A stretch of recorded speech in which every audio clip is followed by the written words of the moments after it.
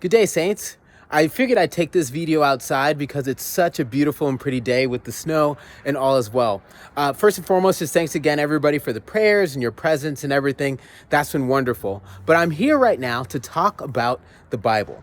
And so one thing I mentioned very briefly in my email is that I know it's been confusing for some of you that you get these emails on Thursday, but I always describe the reading from that following Sunday to the Sunday afterwards. So my reading list will now start from Thursday to Thursday. So if you look at the days below, you will see that all of the dates include today's date, this Thursday, through next Thursday. So a little bit. So what do we run into in this upcoming week of reading?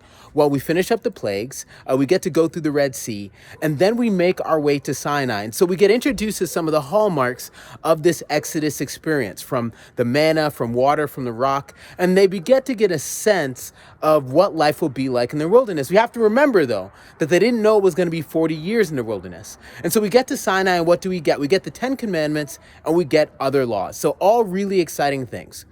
Except then we get into some of these other laws. So this is a part of the Bible where admittedly some people will start to gloss over and to start to say, this is getting a bit boring. But I tell you, it is not. For one, towards the end of this week's reading, you'll actually get a chance to read a little bit about how they ordained priests in those days. Nowadays, bishop just shows up, puts their hand on the priest, and we're done. Back in the day, it involved slaughtering bulls and blood on earlobes and all this other stuff. And so as we get into the parts of Exodus and the books to come, where they spend a long time describing things like how to build a tabernacle, how to ordain people, different things like that, I invite you to just pay attention to a couple details that are surprising or interesting or really different from how we do them right now.